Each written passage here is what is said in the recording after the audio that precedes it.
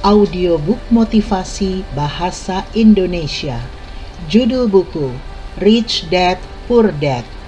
Penulis Robert T. Kiyosaki. Penerbit PT Gramedia Pustaka Utama. Narator Elis Sutrisna. Apa yang diajarkan orang kaya kepada anak-anak mereka tentang uang yang tidak diajarkan oleh orang miskin dan kelas menengah? 6. Bayarlah broker Anda dengan baik. Kekuatan saran yang baik. Kadang saya melihat orang menempelkan papan penanda di depan rumah mereka, bertuliskan dijual tanpa perantara.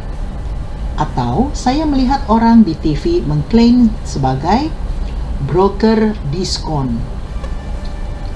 Ayah kaya mengajari saya untuk mengambil pendekatan yang berlawanan. Dia meyakini pentingnya membayar para profesional yang baik, dan saya juga menerapkannya. Saat ini, saya memiliki pengacara, akuntan, broker properti, dan pialang saham yang saya gaji tinggi. Mengapa? Karena jika, dan maksud saya jika, orang-orang itu adalah profesional, jasa mereka pastilah mendatangkan uang bagi Anda. Dan semakin banyak uang yang mereka hasilkan, semakin banyak uang yang saya peroleh. Kita hidup di era informasi. Informasi itu tak ternilai. Broker yang bagus harus menyediakan informasi bagi Anda, juga meluangkan waktu untuk mendidik Anda. Ada sejumlah broker yang melakukannya untuk saya. Beberapa mengajari saya ketika saya mempunyai sedikit uang atau sama sekali tidak memiliki uang. Dan hari ini saya masih bersama mereka. Apa yang saya bayarkan kepada broker itu kecil dibandingkan dengan uang yang saya hasilkan dari informasi yang mereka sediakan. Saya sangat senang ketika broker properti atau pialang saham saya menghasilkan banyak uang. Karena itu, biasanya berarti saya memperoleh banyak uang. Broker yang bagus menghemat waktu saya, selain menghasilkan uang untuk saya. Seperti ketika saya membeli sebidang tanah kosong seharga $9.000 dan segera menjualnya sebesar lebih dari $25.000, sehingga saya bisa lebih cepat membeli Porsche. Broker adalah mata dan telinga di pasar. Mereka ada di sana setiap hari, sehingga saya tidak harus melakukannya. Saya lebih memilih bermain golf. Orang yang menjual sendiri rumah mereka pastilah tidak terlalu menghargai waktu mereka. Buat apa saya menghemat beberapa dolar kalau saya bisa menggunakan waktu itu untuk menghasilkan uang lebih banyak atau menghabiskannya dengan orang yang saya cintai? Yang menggelikan adalah begitu banyak orang miskin dan kelas menengah yang berkeras membeli tip sebesar 15-20% di restoran, sekalipun pelayanannya buruk, tapi mengeluh karena membayar broker sebesar 3-7%. Mereka senang memberi tip pada orang di kolom pengeluaran dan bersikap pelit pada orang di kolom aset. Itu tidak cerdas secara keuangan. Ingatlah bahwa tidak semua broker diciptakan sama. Sayangnya, kebanyakan broker hanyalah tenaga penjual. Mereka menjual, tapi mereka sendiri hanya memiliki sedikit atau bahkan tidak memiliki properti. Ada perbedaan yang sangat besar antara broker yang menjual rumah dan broker yang menjual investasi. Hal sama berlaku pada saham, obligasi, reksadana, dan asuransi. Broker yang menyebut diri mereka perencana keuangan. Ketika mewawancarai seorang profesional yang dibayar, saya pertama-tama mencari tahu berapa banyak properti atau saham yang secara pribadi mereka punyai dan berapa persentasi yang mereka bayarkan dalam pajak. Itu juga berlaku bagi pengacara pajak dan akuntan saya. Saya punya akuntan yang mengurus bisnisnya sendiri. Profesinya akuntansi, tapi bisnisnya properti. Saya pernah punya akuntan yang merupakan akuntan bisnis kecil, tapi tidak memiliki properti. Saya beralih darinya karena kami tidak menyukai bisnis yang sama. Carilah broker yang mengutamakan kepentingan Anda. Banyak broker akan menghabiskan waktu untuk mendidik Anda, dan mereka bisa menjadi aset terbaik yang Anda temukan. Bersikaplah adil, maka kebanyakan dari mereka akan adil pada Anda. Kalau yang ada di pikiran Anda hanyalah memotong komisi mereka, buat apa mereka membantu Anda? Itu logika sederhana. Seperti saya katakan sebelumnya, salah satu keterampilan manajemen yang diperlukan adalah manajemen sumber daya manusia. Banyak orang hanya mengelola orang yang mereka anggap lebih bodoh serta ada di bawah kekuasaan mereka. Banyak manajer media tetap menjadi manajemen media. Gagal dipromosikan karena mereka tahu cara bekerja dengan orang-orang di bawah mereka, tapi tidak tahu cara bekerja dengan orang-orang di atas mereka.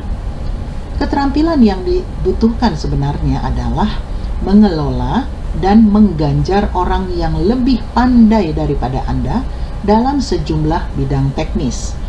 Itu sebabnya perusahaan mempunyai dewan direksi. Anda juga harus memilikinya. Itulah kecerdasan keuangan. 7. Jadilah seorang pemberi Indian.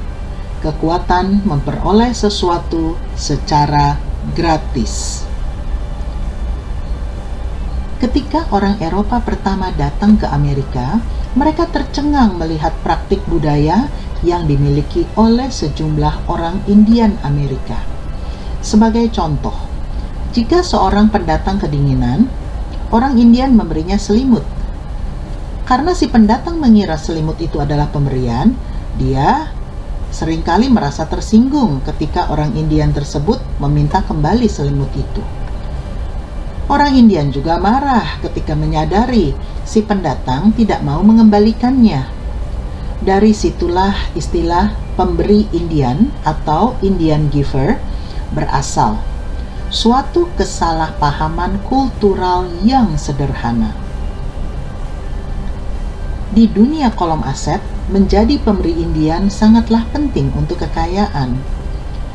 Pertanyaan pertama seorang investor yang canggih adalah, seberapa cepat saya mendapatkan kembali uang saya? Mereka juga ingin mengetahui apa yang mereka peroleh secara cuma-cuma, yang disebut juga sepotong tindakan. Itu sebabnya ROI atau Return on Investment atau laba atas investasi sangatlah penting. Sebagai contoh, saya menemukan kondominium kecil beberapa blok dari tempat saya tinggal yang berstatus disita. Bank menginginkan $60.000 dan saya mengajukan penawaran $50.000 yang mereka ambil semata-mata karena selain penawaran saya itu adalah cek senilai $50.000. Mereka sadar saya serius. Kebanyakan investor berkata, "Tidakkah Anda membekukan banyak uang tunai? Apakah tidak lebih baik mencari pinjaman untuk itu?"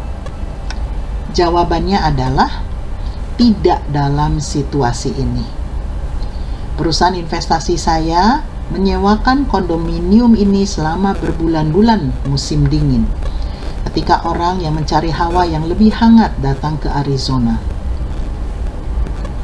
Kondominium itu disewakan sebesar $2.500 sebulan selama 4 bulan. Untuk penyewaan selama musim sepi, tarifnya hanya $1.000 sebulan. Uang saya kembali dalam sekitar 3 tahun. Sekarang saya memiliki aset ini yang memompakkan uang untuk saya bulan demi bulan. Hal sama terjadi dengan saham. Secara teratur, pialang saya menelepon dan merekomendasikan saya memindahkan sejumlah uang yang cukup besar ke saham sebuah perusahaan yang dia rasa akan melakukan tindakan yang memperbesar nilai saham itu, seperti mengumumkan produk baru. Saya memindahkan uang selama seminggu sampai sebulan saat saham terus bergerak naik. Setelah itu, saya menarik sejumlah uang yang pertama saya belikan saham dan tak lagi mengkhawatirkan fluktuasi pasar karena uang saya sudah kembali dan siap bekerja di aset lain. Jadi, uang saya masuk ke bursa, lalu keluar dari bursa, dan saya memiliki aset yang secara teknis gratis. Benar, saya kehilangan uang pada banyak kesempatan, tapi saya hanya bermain dengan uang yang tidak apa-apa bila hilang. Saya bisa mengatakan dari rata-rata 10 investasi, 2 atau 3 kali saya mencetak keuntungan 5 atau 6 kali impas dan 2 atau 3 kali kalah. Namun, saya membatasi kerugian sebesar uang yang saya miliki saat itu. 5 orang yang membenci resiko uang di bank. Dalam rangka panjang, tabungan lebih baik daripada tidak ada tabungan. Namun, butuh waktu lama untuk mendapatkan kembali uang Anda. Dan dalam banyak kesempatan, Anda tidak mendapat apapun secara gratis dari tabungan. Pada setiap investasi, saya harus ada keuntungan.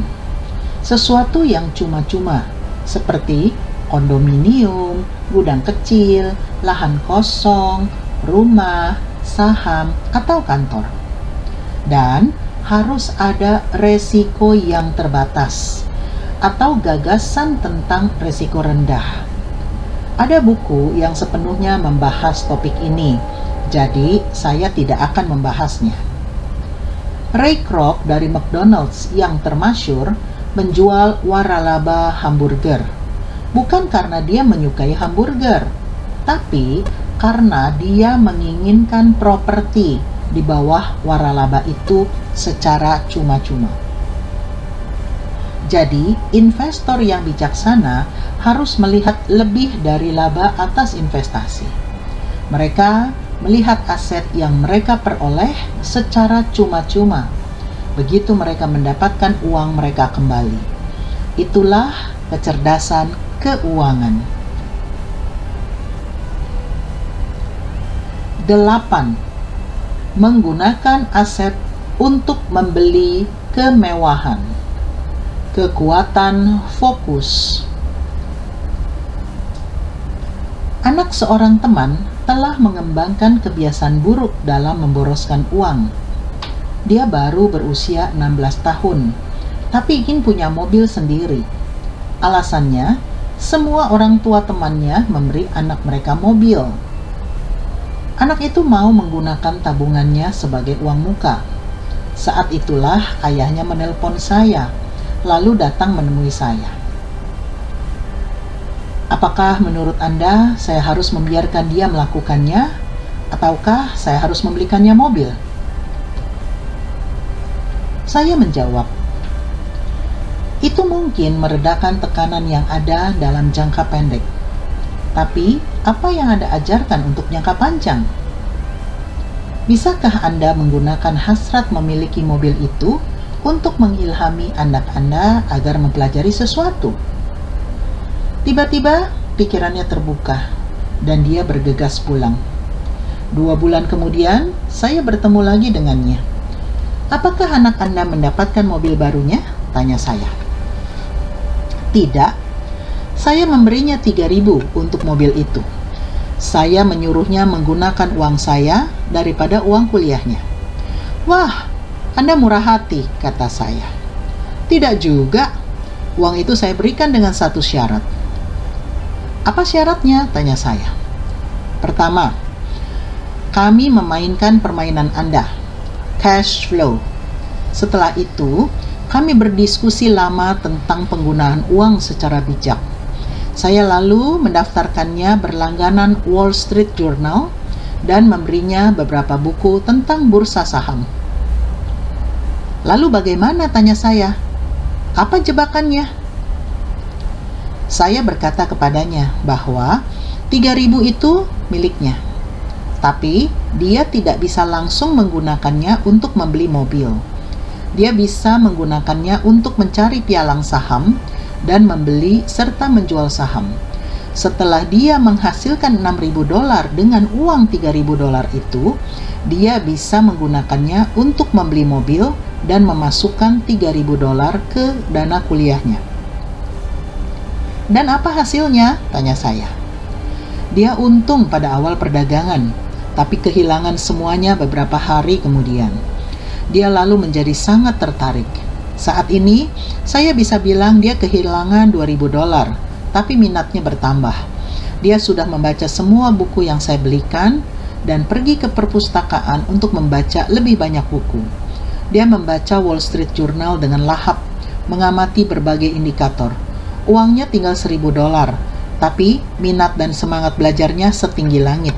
Dia tahu kalau kehilangan uang itu, selama 2 tahun lagi dia harus berjalan. Namun dia sepertinya tak peduli. Dia malah tampaknya tak lagi menginginkan mobil, karena sudah menemukan permainan yang lebih menyenangkan. Apa yang terjadi kalau dia kehilangan semua uangnya? Tanya saya. Kami akan menerimanya bila itu terjadi. Saya lebih memilih dia kehilangan segalanya sekarang daripada menunggu sampai dia seumur kita dan mengambil resiko kehilangan segalanya. Di samping itu $3.000 terbaik yang pernah saya keluarkan untuk pendidikannya. Apa yang dia pelajari akan berguna seumur hidup, dan kelihatannya dia memiliki rasa hormat baru terhadap kekuatan uang. Seperti saya katakan sebelumnya, kalau orang tidak bisa menguasai kekuatan disiplin diri, yang terbaik baginya adalah tidak berusaha menjadi kaya. Saya berkata begitu karena walaupun membangun arus kas dari kolom aset itu secara teori mudah, yang sulit adalah keuletan mental untuk mengarahkan uang ke penggunaan yang tepat. Karena berbagai godaan dari luar, di dunia konsumeris seperti sekarang ini, jauh lebih mudah mengeluarkan uang dari kolom pengeluaran. Dengan keuletan mental yang lemah, uang itu mengalir keluar hampir tanpa hambatan. Itulah penyebab kemiskinan dan pergumulan keuangan. Berikut contoh yang menggambarkan bahwa kecerdasan keuangan dibutuhkan untuk mengarahkan uang agar menghasilkan uang lebih banyak. Kalau kita memberi 100 orang uang sebesar $10.000 pada awal tahun, saya yakin pada akhir tahun 80 orang tidak akan memiliki sepeser pun. Kenyataannya, banyak yang malah punya utang lebih besar karena menggunakan uang itu untuk mobil baru, kulkas, alat elektronik, atau liburan. 16 orang memperbesar uang $10.000 itu sebesar 5-10%.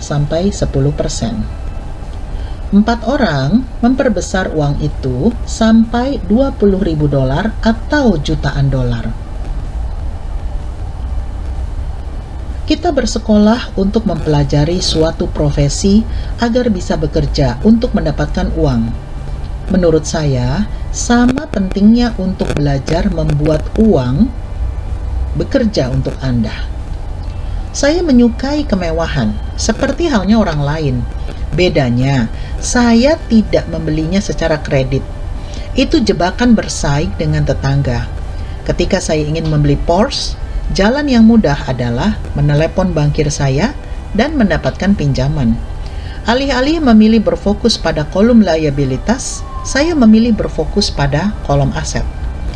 Sebagai kebiasaan, saya menggunakan hasrat saya untuk mengonsumsi, untuk mengilhami dan memotivasi kejeniusan keuangan saya untuk berinvestasi. Saat ini, terlalu sering kita lebih berfokus meminjam uang untuk mendapatkan hal-hal yang kita inginkan, bukannya berfokus menciptakan uang. Yang satu lebih mudah dalam jangka pendek, tapi lebih sulit dalam jangka panjang. Itu kebiasaan buruk yang kita lakukan sebagai individu dan suatu bangsa. Ingat, jalan yang mudah seringkali menjadi sulit, dan jalan yang sulit kerap kali menjadi mudah. Semakin dini Anda melatih diri Anda dan mereka yang Anda cintai untuk menjadi penguasa uang, semakin baiklah jadinya. Uang adalah kekuatan yang penuh daya. Sayangnya, orang melakukan kekuatan uang untuk melawan diri mereka sendiri. Jika kecerdasan keuangan Anda rendah, uang akan menggilas Anda. Uang akan menjadi lebih pandai daripada Anda. Jika uang lebih pandai daripada Anda, seumur hidup Anda akan bekerja untuknya. Untuk menjadi penguasa uang, Anda perlu menjadi lebih pandai darinya. Setelah itu, uang akan melakukan apa yang diperintahkan kepadanya. Uang akan menaati Anda. Bukannya menjadi budak uang, Anda akan menjadi penguasa uang. Itulah kecerdasan keuangan.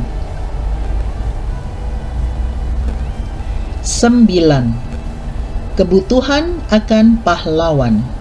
Kekuatan mitos. Ketika masih bocah, saya sangat mengagumi Willie Mays, Hank Aaron, dan Yogi Berra. Mereka pahlawan saya, dan saya ingin seperti mereka. Saya mengumpulkan kartu-kartu bisbol mereka. Saya tahu data statistik mereka, RBI, ERA, rata-rata pukulan mereka, berapa banyak mereka dibayar, dan bagaimana mereka sukses keluar dari liga kecil. Sebagai bocah berumur 9 tahun, ketika saya mengangkat pemukul atau bermain di base pertama atau sebagai catcher, saya bukanlah saya. Saya berpura-pura menjadi pemain bisbol terkenal. Itu salah satu cara paling ampuh yang kita pelajari dan seringkali hilang dari diri kita sebagai orang dewasa. Kita kehilangan pahlawan kita.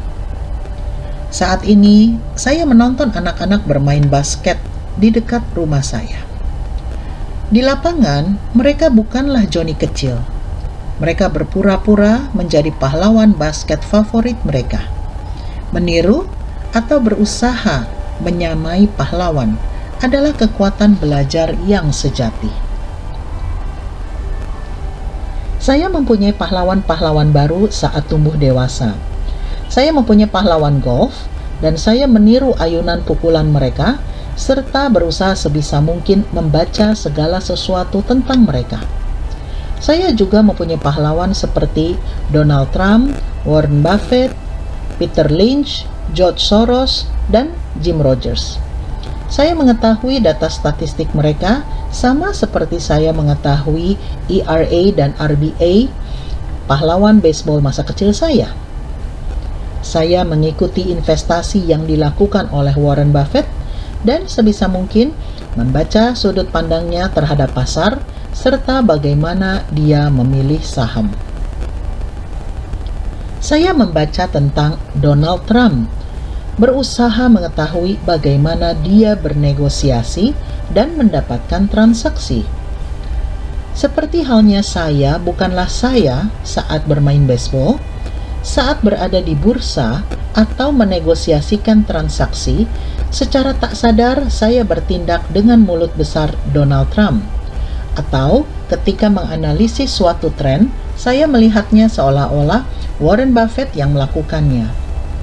Dengan mempunyai pahlawan, kita membuka sumber yang luar biasa dari kejeniusan yang belum matang. Namun, pahlawan melakukan lebih dari sekedar mengilhami kita. Pahlawan menjadikan segalanya terlihat mudah. Menjadikan segalanya terlihat mudah, meyakinkan kita untuk ingin menjadi seperti mereka. Kalau mereka bisa melakukannya, saya juga bisa. Dalam hal investasi, terlalu banyak orang yang membuatnya terdengar sulit. Namun, carilah pahlawan yang menjadikannya terlihat mudah. 10. Mengajarlah, maka kau akan menerima. kekuatan memberi. Kedua ayah saya adalah guru. Ayah kaya mengajari saya pelajaran yang saya bawa seumur hidup. Perlunya bersikap dermawan atau memberi. Ayah saya yang berpendidikan memberikan banyak waktu dan pengetahuan, tapi hampir tidak pernah memberikan uang. Dia biasanya berkata akan memberi kalau punya uang lebih, tapi tentu saja jarang ada uang lebih. Ayah kaya memberi uang sekaligus pendidikan. Dia sangat meyakini pentingnya derma. Kalau menginginkan sesuatu, pertama-tama kau harus memberi, katanya selalu. Ketika kekurangan uang, dia tetap memberikan uang ke gereja atau lembaga amal kesukaannya. Kalau saya bisa meninggalkan satu gagasan tunggal untuk Anda, itulah gagasan tersebut. Kapanpun Anda merasa kekurangan atau membutuhkan sesuatu, berikanlah dulu apa yang Anda inginkan, maka hal itu akan kembali secara berlimpah-limpah. Itu berlaku untuk uang, senyum, cinta, atau persahabatan. Saya tahu seringkali itu hal terakhir yang ingin dilakukan oleh seseorang, tapi itu selalu berhasil untuk saya. Saya percaya prinsip timbal balik itu berlaku, dan saya memberikan apa yang saya inginkan. Saya ingin uang, jadi saya memberikan uang, dan uang pun kembali berlipat ganda. Saya ingin penjualan, jadi saya membantu orang lain menjual sesuatu, dan penjualan pun mendatangi saya. Saya menginginkan koneksi, dan saya membantu orang lain mendapatkan koneksi. Seperti sulap, koneksi pun mendatangi saya. Beberapa tahun lalu, saya mendengar perkataan yang berbunyi, Tuhan tidak perlu menerima, tapi manusia perlu memberi. Ayah kaya sering berkata, orang miskin lebih tamak daripada orang kaya. Dia menjelaskan bahwa jika seseorang kaya, orang itu menyediakan sesuatu yang diinginkan orang lain. Dalam hidup saya, kapanpun saya merasa miskin atau kekurangan uang atau kekurangan bantuan, saya mencari tahu apa yang saya inginkan, lalu memutuskan untuk memberikannya terlebih dahulu. Ketika saya memberi, hal itu selalu kembali. Itu mengingatkan saya akan cerita tentang seorang pria yang duduk di depan api unggun pada malam yang dingin membeku. Dia berteriak pada tungku api, "Kalau kau memberi saya panas, saya akan menambahkan kayu." Dalam hal uang, cinta, kebahagiaan, penjualan, dan koneksi, yang perlu diingat orang adalah memberi terlebih dahulu. Seringkali proses memikirkan apa yang saya inginkan dan bagaimana saya bisa memberikannya kepada orang lain saja akan membuka saluran rahmat. Kapanpun saya merasa orang tidak tersenyum pada saya semata mulai tersenyum dan menyapa mereka. Seperti sulap, setelah itu saya dikelilingi orang yang tersenyum. Memang benar, dunia hanyalah cerminan diri Anda. Itu sebabnya saya berkata, mengajarlah, maka Anda akan menerima. Saya mendapati bahwa semakin banyak saya mengajari mereka yang ingin belajar, semakin banyak saya belajar. Jika Anda ingin belajar tentang uang, ajarkanlah itu pada orang lain. Aliran gagasan baru dan perbedaan yang lebih baik akan muncul. Ada kalanya saya memberi dan tidak ada yang kembali, atau apa yang saya terima bukanlah apa yang saya inginkan. Namun, saat mengamati secara lebih seksama, saya sadar bahwa pada saat-saat itu, saya seringkali memberi karena ingin menerima, bukannya memberi karena perasaan senang yang akan muncul darinya. Ayah saya mengajar para guru, dan dia menjadi gurunya guru. Ayah kaya selalu mengajarkan caranya berbisnis kepada orang muda. Kalau saya renungkan kembali, kemurahan hati mereka atas apa yang mereka ketahuilah yang membuat mereka lebih pandai. Ada kekuatan dalam dunia ini yang lebih pandai daripada kita. Anda bisa mencapai tujuan Anda dengan cara Anda sendiri, tapi lebih mudah dengan bantuan kekuatan tersebut. Anda hanya perlu bersikap murah hati dengan apa yang Anda miliki. Terima kasih sudah menyimak audiobook Rich Dad Poor Dad. Silakan like dan komen audiobooknya ya. Juga silakan subscribe dan bunyikan loncengnya agar mendapat notifikasi apabila ada audiobook baru yang di-upload. Silakan share juga apabila dirasa bermanfaat ya teman-teman. Semoga audiobook ini bisa menjadi inspirasi, motivasi, ide, peluang, dan edukasi bagi masyarakat Indonesia di seluruh dunia. Sampai jumpa dalam audiobook kami yang lainnya.